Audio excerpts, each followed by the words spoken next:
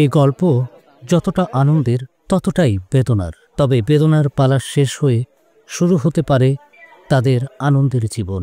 19 November যশোরের বেনাপোল বন্দর হয়ে দেশে ফিরেছে অন্তত 30 জন বাংলাদেশি শিশু কিশোর। বিভিন্ন সময় তারা দালালির চক্করে পড়ে ভারতে গিয়ে বন্দী হয়, অনেকে নিদারুণ জীবন যাপনে বাধ্য হয় সেদেশে।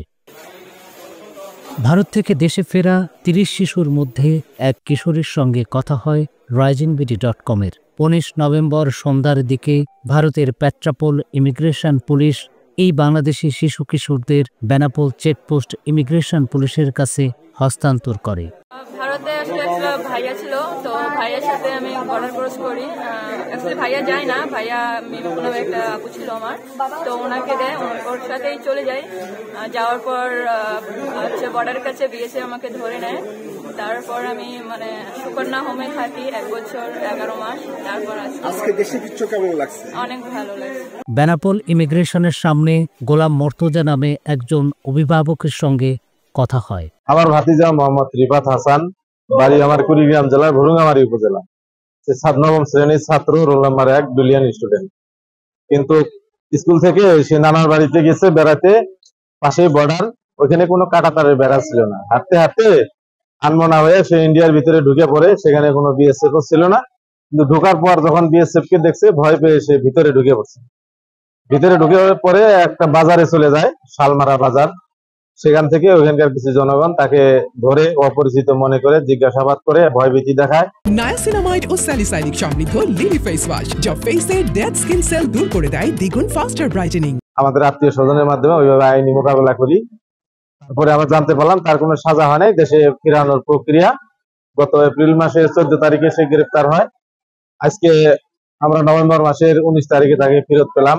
এই 30 শিশুকে ভারত থেকে ফিরিয়ে আনার জন্য কাজ করেছেন এমন 3 জন উন্নয়ন কর্মীর সঙ্গে কথা হয় risingbeauty.com-এর। আজকে যারা 30 জন বাংলাদেশে ফেরত আসলো ভারত থেকে, এরা বিভিন্ন সময় বিভিন্নভাবে পাচারের শিকার হয়।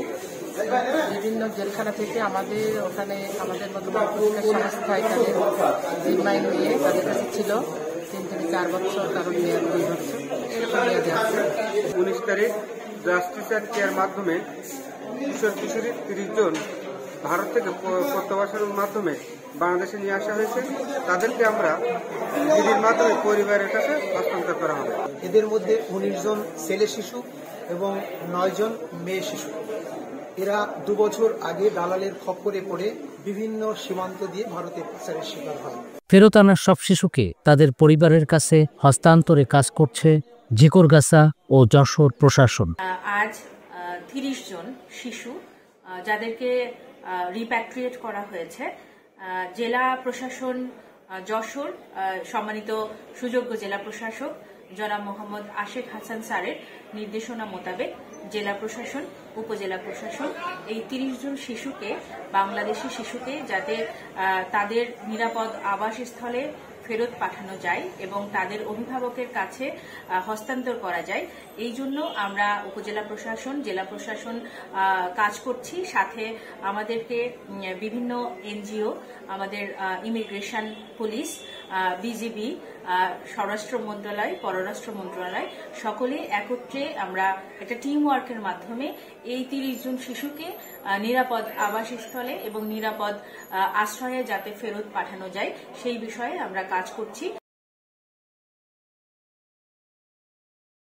নায়াসিনামাইড ও স্যালিসাইলিক সমৃদ্ধ লিলি ফেস ওয়াশ, যা ফেসের ডেড স্কিন সেল দূর করে দেয় দ্বিগুণ ফাস্টার ব্রাইটেনিং।